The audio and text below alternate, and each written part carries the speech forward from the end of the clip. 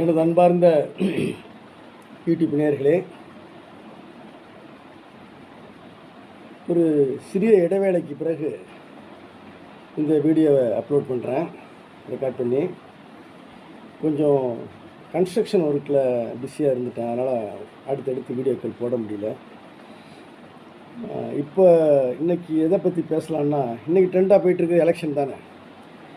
அதை பற்றிய என்னுடைய ஆன்மீக கருத்து, அதை பற்றி உங்கள்கிட்ட பகிர்ந்து கொள்ள வேண்டும் என்ற ஆசை. இதில் நான் பெருசாக அரசியலையும் பேசுவேன், ஆன்மீகம் மிங்கிளாகி வரும். அதனால் ஸ்கிப் பண்ணாமல் பாருங்கள். இதுவரை நீங்கள் சப்ஸ்கிரைப் பண்ணலைன்னா ப்ளீஸ் சப்ஸ்கிரைப் பண்ணிவிட்டு பெல் பட்டன் அமைக்கிட்டு பாருங்கள். பிடிச்சிருந்தால் லைக் பண்ணுங்கள். இப்போ இதுக்கு தலைப்பு என்னங்கிறது இன்னும் நான் டிசைட் பண்ணல. அப்லோட் பண்ணும்போது தலைப்பும் வரும். எலெக்ஷனை பற்றி பேசுகிறோம். இப்போ தமிழ்நாட்டில் வருகின்ற ஏப்ரல் 23 ஜெனரல் எலெக்ஷன் 234 தொகுதிக்கு நடக்குது. இதில் மும்முனை போட்டி. அதிமுக கூட்டணி, டிஎம்கே கூட்டணி, தாவேகா கூட்டணி, விஜய் தலைமையில் வர தாவேகா கூட்டணி.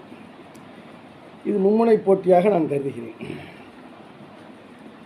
இதில் என்ன ஒரு ஆன்மீகம்னா,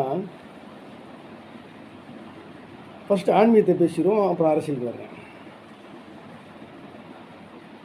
நம்மெல்லாம் நினைக்கிறோம் இந்த எலெக்ஷனில் யார் ஆளப்போகிறார் என்பதை முடிவு செய்வது மக்கள் சக்தி, மக்கள் கையில் இருக்குது, மக்கள் சக்தி, ஜனநாயகம், மக்களாட்சி என்று நாம் சொல்லிக் கொண்டிருக்கிறோம்.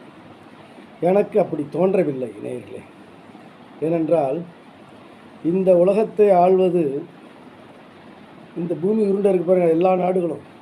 இதுகளுக்கு அப்பப்போ மழை பெய்ய வச்சு, வெயில் அடிக்க வச்சு, ஆறுகளில் நீரை கொடுத்து, பயிர்களை விளைய வச்சு, எல்லா கனிம வளங்களை கொடுத்து எல்லாத்தையும் செய்கிறதுக்கு எல்லாத்துக்கும் மேலே ஒரு அப்பாற்பட்ட சக்தி இருக்குது. அது இந்த பிரபஞ்சத்தையே அதான் ஆண்டுக்கிட்டு வருது. அப்படி ஆண்டும்போது இந்த பூமிக்குன்னு ஒரு தனி டிபார்ட்மெண்ட் இருக்குது மேலோகத்தில். இது எனக்கு ஏற்கனவே உணர்த்தப்பட்டது. இந்த பூமியை நிர்வாகம் பண்ணுறதுக்கு, நம்ம வாழ்கிற பூமியை நிர்வாகம் பண்ணுறதுக்கு, இதனுடைய தட்பவெப்பநிலை, சுழற்சி, இயக்கம், வாழ்வு, இந்த பூமிக்கு உண்டான வாழ்வு, இது எல்லாத்தையும் இயக்கிறதுக்கு மேலோகத்தில் ஒரு தனி டிபார்ட்மெண்ட் இருக்குது, தனி செக்ஷன். அது மாதிரி பல உலகங்கள் இருக்குது இந்த பிரபஞ்சத்தில். பல கோடி ஒளியாண்டுகளுக்கு மைல்கள் அப்பால், பல ஒளியாண்டுகளுக்கு அப்பால் இந்த பூமியை போல் எத்தனையோ கிரகங்கள் இருக்குது. நம்ம மட்டும் ஒண்டியாக இல்லை. அதுக்கும் ஒரு டிபார்ட்மெண்ட் இருக்கிறதாக எனக்கு சொல்லப்பட்டது மேலிருந்து. நம் பூலோகத்துக்குன்னு செயல்படக்கூடிய டிபார்ட்மெண்ட்டு எர்த் பவுண்ட் டிவைன் ஆஃபீஸ்னு வச்சுக்கோம். எர்த் பவுண்ட் டிவைன் ஆஃபீஸ் என்ன, அது அவங்க முடிவு பண்ணுறாங்க ஒவ்வொரு நாட்டையும் யார் ஆள வேண்டும் என்று.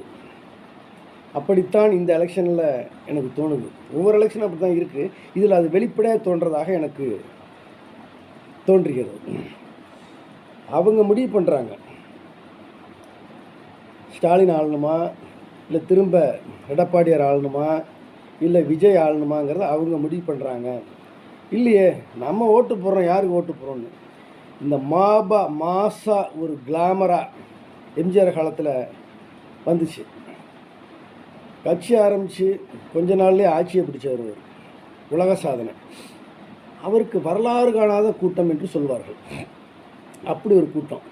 அப்போ எல்லாம் அந்தந்த கட்சிகளுக்கு தொண்டர்களும் பொதுமக்களும் பேச்சை கேட்கறதுக்காக, பொதுமக்களும் தலைவரை பார்க்கறதுக்காக தொண்டர்களும் கூடுவார்கள். இந்த 500 ரூபா காசு கொடுத்து, ஆம்பளையாக இருந்தால் 500 ரூபா, பொம்பளையாக இருந்தால் 500 ரூபா, ஆம்பளையாக இருந்தால் ஒரு குவார்ட்ரு ப்ளஸ்ஸு இந்த பிரியாணி இப்படி கொடுத்து கூட்டிகிட்டு வராங்க ஒரு கட்சிங்கிறத நான் நேரடியாக பார்த்தவன். எல்லா கட்சியிலையும் இருக்குது. ஆனால் விஜய் கட்சியில் அது மாதிரி இல்லை. அது தானாக கூட்டின கூட்டங்கிறது எல்லாருக்கும் தெரியும். சோஷியல் மீடியாக்களில் எல்லாம் வருது, பார்க்குறீங்க. அதில் ஒரு இது என்னன்னா, இந்த டிவைனை பேசுகிறேன், ஆன்மீகத்தை பேசுகிறேன். அவங்க முடிவு பண்ணுறதாகத்தான். ஏனென்றால் எம்ஜிஆர் காலத்தில் அப்படி ஒரு மக்கள் அவருக்கு ஓட்டு போட்டாங்க. ஒரு அலை வீசியது. அந்த அலையை அந்த சுனாமி அலையை கிளப்புவது மேலே உள்ளவங்க. அது இங்கேயும் காணப்படுகிறது. ஏன்னு கேட்டோம்னா 2013 ரஜினி அரசியலுக்கு வர்றாரு, பூத் கமிட்டியெல்லாம் போட்டார் இதில் ராகவேந்திரா கல்யாண மண்டபத்தில் சொல்லி எங்கள் வீட்டு பக்கம்லாம் நிறைய ரஜினிக்குன்னு கட்சி கொடி எல்லாம் கலர்லாம் நிர்ணயம் பண்ணி வேனில் மகேந்திரா வேன்லையும் இதுலேயும் கார்லையும் தஞ்சாவூர்லேருந்து படம் எடுத்துக்கிட்டு போகிறாங்க ரஜினி பேரை சொல்லி வாழ்த்திக்கிட்டு. ஆனால் அடித்தாரா அந்த பல்ட்டி வரலன்னு. ஆனால் அப்போ அவர் முடிவெடுத்து விஜயை போல் தைரியமாக முடிவெடுத்து துணிச்சலாக விடாமுயற்சியாக வச்சு வந்திருந்தாருன்னா இன்னைக்கு எம்ஜிஆர் மாதிரி சாகு மாதிரி அவர் முதல்வர். ஆனால் அது தட்டிடுச்சு, என்னமோ மாற்றிட்டாங்க அந்த டிவைன் ஆஃபீஸில், வேணாம் விடு மாற்றிட்டாங்க. அதே போன்ற ஒரு அலை விஜய்க்கு இப்போ வீசுவதை நான் காண்கின்றேன். இதை சோசியல் மீடியாக்கள் நல்லா வெளிப்படுத்துகிறாங்க. ஆனால் இந்த டிவி சேனல்ஸ் இருக்குது பாருங்கள், ஜால்ரா, அதெல்லாம் அவங்க விஜயனுடைய ப்ரோக்ராம் விஜயனுடையதெல்லாம் அப்படியே ஓரங்கட்டுறாங்க. இவர் ஆட்சி வந்துட போகிறாரா, நாளைக்கு திருப்ப ஸ்டாலின் வந்து உட்காந்து இன்றைக்கி என்ன விஜய்க்கு ரொம்ப ஃபோக்கஸ் பண்ண அப்படின்னு நம்ம சேனலுக்கு என்னென்ன தொந்தரவு கொடுக்குமோ அவ்வளோ கொடுப்பாங்க. அதே மாதிரி எடப்பாடியாக இருந்தாலும் என்ன அவ்வளோ அந்த விஜய் பின்னாடியே ஓடினீங்க கேமரா தூக்கிக்கிட்டு அப்படின்னு எந்த விதத்துலேயும் தொல்லை கொடுப்பாங்கன்னு ஒவ்வொரு டிவி சேனல் அதிபர்களும் அஞ்சுகிறார்கள். சுதந்திரமாக இல்லை, பத்திரிகை சுதந்திரம் மாதிரி டிவி சேனல்களும் ஒரு மீடியா தான், அந்த சுதந்திரம் அவங்க இல்லை, பயந்து தான் இருக்காங்க. விஜய் வந்துடுவாரான்ட்டு. வந்தால் பார்த்துக்கோ, வந்துட்டா இன்றைக்கி 4 மே 4 எங்கே பார்த்தாலும் முன்னணியில் வருதுன்னா உடனே ஜாலரா அடிப்பாங்க பாருங்கள். இந்த டிவி சேனல் அத்தனை பேரும் ₹1 கூட உண்மையாக இல்லைங்க, மக்களுக்கு ஜாலரா அடிக்கிறாங்க. அப்போது ஒரு சக்தி திடீர்னு விஜய்க்கு பின்னாடி திரண்டல் காண்கிறேன். ஏன்னா எம்ஜிஆர்கிட்ட இருந்த ஒரு கவர்ச்சி இவர்கிட்ட காணப்படுகிறது. ஆனால் எம்ஜிஆர்கிட்ட இருந்த ஒரு பர்சனாலிட்டி, விஜய் அழகு தான், நல்லா இல்லைன்னு சொல்லலை, அவர்கிட்ட இருந்தது ஒரு தெய்வீக பர்சனாலிட்டி, ரோஸ் கலர். ஏன்னா அரிதாரத்தை பூசிட்டு வராங்கன்னு சொல்லுவாங்க. நான் கிட்டக்கு நின்று பார்த்தேன் எம்ஜிஆர். அந்த தொப்பிக்கும் அந்த கண்ணாடிக்கும் அந்த சிரித்த முகத்துக்கு வந்தாருன்னா அப்படி நின்று பார்த்தாருனால போச்சு, அப்படியே சொக்கி போயிடுவாங்க. பாரதி ராஜா சொன்னார் எம்ஜிஆரை மெரினா கடற்கரை பதிக்கும்போது, வெள்ளி மணலில் ஒரு தங்க புதையல் புதைக்கிறாங்கன்னார் பாரதி ராஜா. அதே போல் அவர்கிட்ட அந்த கிளாமர் இருந்துச்சு, தோற்ற கிளாமர், அதாவது பர்சனாலிட்டி. விஜய்கிட்ட அப்படி அவர் ரொம்ப சிம்பிளாக இருக்கார். எம்ஜிஆர் மட்டும் குள்ளா இல்லாமல் அந்த ஜிப்பா, அந்த பட்டு ஜிப்பா அது இல்லாமல் வரமாட்டார். அப்படி விஜய் டாப்பில் ரொம்ப சிம்பிளாக அந்த தாடி கூட எடுக்கிறதில்ல, அதே ஒரு வெள்ளை சட்டை, ஒரு லைட் சந்தன கலர் ஒரு காட்டன் பேண்ட்டு, அதை அப்படி சுற்றி விட்டு வர்றாரு. பின்னாடிலாம் போகும்போது அந்த இதெல்லாம் சுருங்கி இருக்குது, சட்டையெல்லாம் சுருங்கி இருக்குது வாழைச்சலில். எதுவும் ஒரே ட்ரெஸ்ஸில் தான் வர்றாரு. ஒரு பவுடர் அரிதாரம் பூசுறதில்ல, பவுடர் கூட பூசுறதில்ல, ரொம்ப சிம்பிளாக வர்றாரு.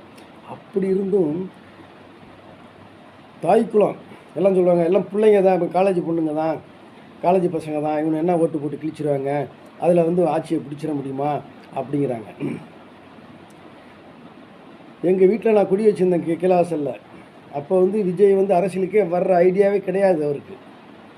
அப்போ ரஜினி தான் வருவார்லாம் பெரிய பிரச்சனையாக இருந்தது, பேச்சாக இருந்தது. அப்போ எங்கள் வீட்டில் ஒரு திண்ணையில் ஒரு பாட்டி கொடுத்துருந்தேன், அதுக்கு பேரே நான் விஜய் கிழவின்னு வச்சேன்.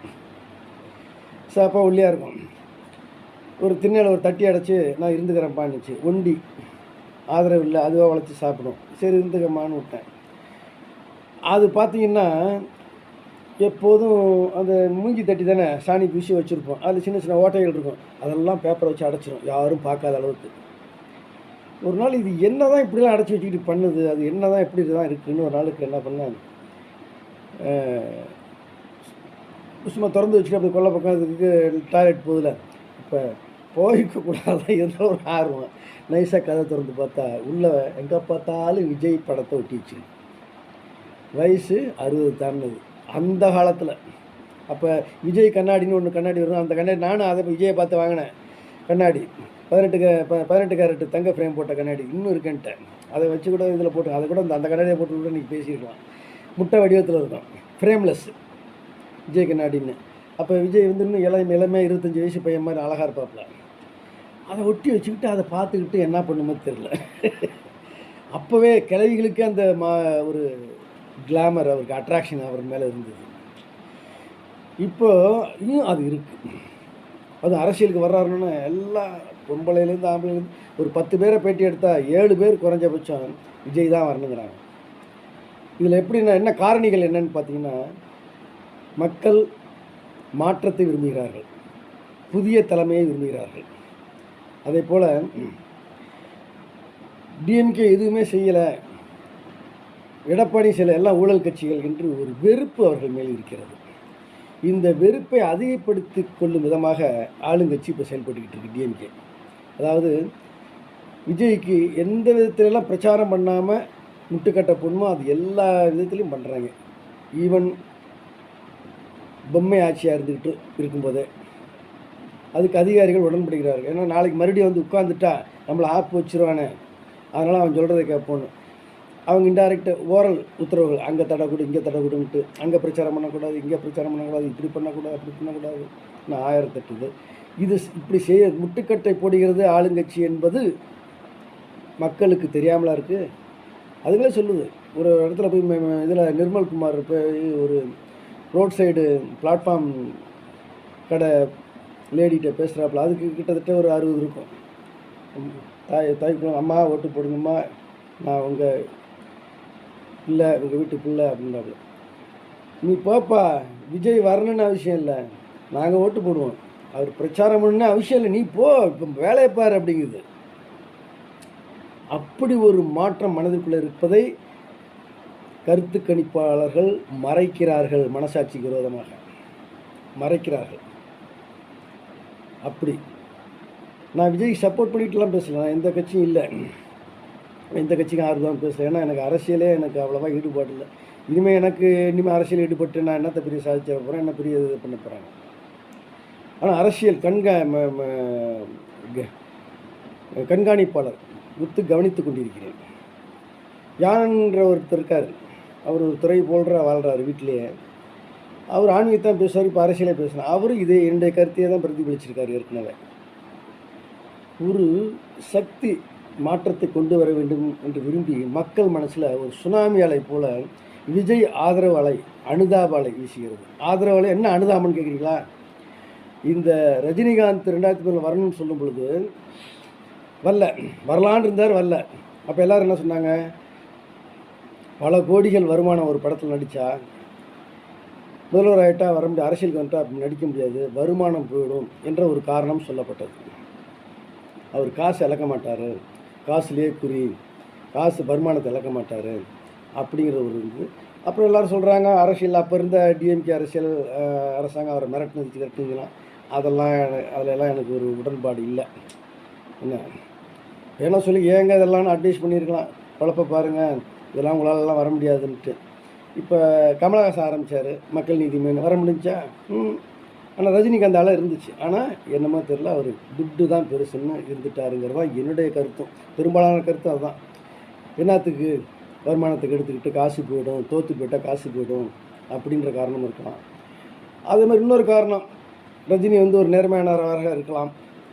என்ன தான் நம்ம ஆட்சிக்கு நேர்மையை கடைப்பிடிக்கணும்னாலும் நமக்கு கீழே உள்ளவங்க நேர்மையாக இருக்க மாட்டாங்க. இது கர்மாவை அதிகரிக்கும், அந்த பாவம்லாம் நமக்கு எதுக்கு இந்த ஊழல் செய்கிறோன்னு பல குற்றச்சாட்டுகள் வரும். வேண்டாம், நிம்மதியாக பாபா கும்பிட்டோமா போனோமா, ஏதோ காசு வருது இருந்துருவோம் அப்படின்னு நினச்சிருக்கலாம். ஆனால் விஜய் இன்றைக்கி ஒரு படத்துக்கு 250 கோடி வாங்குறாங்கன்றாங்க. அதெல்லாம் விட்டுட்டு வந்திருக்கேன் உங்களுக்காக அப்படிங்கும் பொழுது மக்கள் என்ன பண்ணுது, ரஜினி வரையும் கம்பேர் பண்ணுது. அவர் பல கோடிகளை விட்டுட்டு மக்கள் நமக்காக சேவை செய்ய வரல, இந்த பையன் வர்றான் பணத்தை விட்டுட்டு என்ற ஒரு அனுதாபாலை. ரஜினி செய்யாதது இவர் செய்கிறார் என்ற ஒரு அனுதாபாலை. அது எந்த மீடியாவும், எந்த லோக்கல் மீடியாவும் இருக்கட்டும், சோசியல் மீடியா இருக்கட்டும், சேனலாக இருக்கட்டும், யாரும் அதை சுட்டி காட்டி பேசலை. நான் தான் முத பேசுகிறேன். ரஜினி பணத்துக்கு ஆசைப்பட்டு சம்பாதிக்கணும், சினிமா தான் நமக்கு தொழிலை விட்டுறக்கூடாதுங்கிற ஒரே காரணத்துக்காக பின்னால் அதை விட மனசில்லை என்று மக்கள் கருதினார்கள். ஏன்னா அது மாதிரி தான் டொனேஷன் கொடுக்கலாம், பார்த்திங்கன்னா அவர் கம்மியாக தான் கொடுப்பார். நேற்று நயன்தாரா அள்ளி விடும், இவர் இந்த முட்டோண்டு கொடுப்பார். பணத்தில் கெட்டி அந்த ராகவேந்திரா கல்யாண மண்டபத்துக்கு அந்த காலத்தில் கார்ப்பரேஷன் வரி கட்டலன்னு சொல்லி அவங்க ஒரு கேஸை போட்டு என் நண்பர் குணசேகர் தான் அந்த கார்ப்பரேஷன் லாயராக இருந்தார். அப்போ அவர் தான் அதை ஜப்தி பண்ணுங்கிற நடவடிக்கை வரையும் போணுச்சு. அதே மாதிரி அவங்க அந்த அம்மா நடத்துகிற ரஜினியோட ஒய்ஃப் லதா ரஜினியோட நடத்துகிற ஏதோ பள்ளிக்கூடங்கள் இதெல்லாம் என்னென்னமோ சொல்கிறாங்க. நமக்கெல்லாம் அது தேவையில்லை. ஆனால் அவர் காசில் குறி என்பது மறுக்க முடியாத உண்மை. வருமானத்தில் குறியாக இருப்பார். அதை பார்க்கும் பொழுது அதெல்லாம் தூக்கி டஞ்சிட்டு இந்த பையன் வர்றான், காசு பெருசு இல்லைன்னு என்ற ஒரு அனுதாபலை அது எந்த மீடியாவும் சொல்ல, சோசியல் மீடியாஸில் எந்த யூடியூப்லையும் சொல்ல. இப்போ நான் சொல்கிறேன், அது இருக்குது. அந்த அனுதாபலை மாற்றத்தை விரும்புகிறார்கள். 2, டிஎம்கே மேலே ஒரு வெறுப்பு. என்ன வெறுப்புன்னா பல விதத்தில் வெறுப்பு. டிஎம்கே எந்த திட்டத்தை கொண்டாந்தாலும் பார்த்தீங்கன்னா, ஆரம்பத்தில் மகளிர் உதவித்தொகை 1000 ரூபாய் அப்படின்னா எல்லா மகளிரும் நமக்கு வந்துடும் இருக்குங்க. ஆனால் சொல்லுவாங்க, கலைஞர் அப்படி தான் பண்ணுவார். அதுக்கு அந்த திட்டத்தில் அந்த பலனை அடையிறதுக்குள்ள 1008 கண்டிஷன் இருக்கும். 1008 கண்டிஷன். அதில் பாதி பேர் ஒதுக்கப்பட்டுருவாங்க பணம் கிடைக்காம. அப்படி பணம் வாங்கினவங்களை விட மகளிர் தொகை கிடைத்து அப்ளை பண்ணி கிடைக்காதவங்க, நமக்கு கிடைக்கலன்னு ஆதங்கத்தில் இருப்பவர்கள் நிறைய பேர். அதை புரிஞ்சுங்க. அவங்க திட்டத்தை எல்லா திட்டத்திலையும் பாருங்கள் 1008 கண்டிஷன் உள்ள வைப்பாங்க. அதுதான் இப்போ எடப்பாடி என்ன பண்ணுறாரு, ரேஷன் கார்டில் உள்ள அனைத்து ரேஷன் கார்டு குடும்ப தள்ளியும் கொடுக்குறேங்கிறாரு. ஒவ்வொரு திட்டமும் டிஎம்கே உள்ள அத்தனை திட்டங்களும் பார்த்திங்கன்னா மக்களுக்கு பணம் தள்ளி கொடுப்பேன்பாங்க. அதை என்ன பண்ணுவாங்கன்னா, இப்போ ஏதாவது இந்த இது இருக்கு இல்லையா, கலப்பு திருமணத்திற்கு தங்கப்பதக்கம் இவ்வளோ ரூபா உதவி தேவைன்னு அப்போ கலைஞர் போட்டார். போட்டோன்னே இப்போ கலப்பு திருமணம் பண்ணிட்டு இப்போ அப்ளை பண்ணிங்கன்னா உடனே கிடைக்காது. அதை கொடுக்குற மாதிரி கொடுத்துட்டு அது 5 வருடம் கழித்து பேங்க்லேருந்து எடுத்துக்கொள் எஃப்டியில் போடுவாங்க. உடனே கொடுக்க மாட்டீங்க. இப்படிலாம் பண்ணுவாங்க. உடனே எதுவும் கிடைக்காது. அது ஒன்று. இன்னொன்று, அரசு ஊழியர்கள் ஒண்டி தான் அவங்களுக்கு அசைக்க முடியாத ஓட்டு வங்கியாக இருந்தது டிஎம்கேக்கு. இப்போ அதுவும் ஆட்டம் கண்டு விட்டது. இதெல்லாம் பார்க்கும் பொழுது ஏதோ ஒரு சக்தி இப்படிலாம் கொண்டு விஜயை தூக்கி சிஎம் நாக்களை உட்கார வைக்கணும்னு முடிவு பண்ணிடுச்சா என்று எனக்கு ஒரு நம்பிக்கை வருகிறது. நடக்குமோ அப்படின்ட்டு. அது நடந்தால் மிகப்பெரிய ஆச்சரியம்தான். ஆனால் என்னுடைய சொந்த கருத்து என்னென்னா, சொந்த கருத்து இது, ஆன்மீகத்தை தள்ளிட்டு சொல்கிறேன். விஜய் எப்படியும் அதிகபட்ச, அதாவது மொத்த ஒவ்வொரு கட்சியும் ஜெயிக்கிற சீட்டுகளில் இவர் தான் நம்பர் 1 அதிகமான இடங்களில் வென்றவராக இருப்பார். 2வது ரேங்க்கு டிஎம்கே இருக்கும், 3வது ரேங்க்கு ஏடிஎம்கே இருக்கும் என்று என்னுடைய சொந்த கணிப்பு. டிஎம்கேயோட அதிக இடம் வருவார், ஏடிஎம்கேயோட அதிக இடம் வருவார். அப்படிங்கும்போது கவர்னர் என்ன பண்ணுவார், அதிக இடம் வாங்கினால தான் ஆட்சி அமைக்க கூப்பிடுவார்.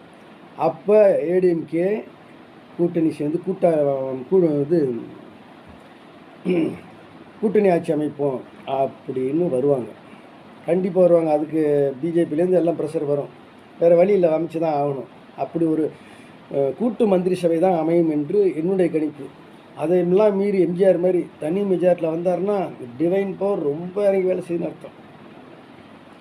என்ன அதை அவ்வளவு எப்படி இருக்குன்னு பார்ப்போம். போக போக மே 4ஆம் தேதி தெரிஞ்சிடும் அந்த டிவைன் பேர் என்ன முடிவு பண்ணியிருக்குன்னு. ஆனால் எனக்கு தெரியுது அவரை உட்கார வைக்கணும்னு அந்த டிவைன் பேர் முடிவு பண்ணிட்டதாக. அதனால தான் பாருங்கள், மேடையில் பேசும்போது எடப்பாடியாரை விஜயை தாக்கி குறிப்பிட்டு எதுவும் பேச மாட்டார். அது மாதிரி விஜய் பேசும்போது பாருங்கள், எடப்பாடியை தொடவே மாட்டார். டிஎம்கே தான் எய்ம் பண்ணுவாங்க.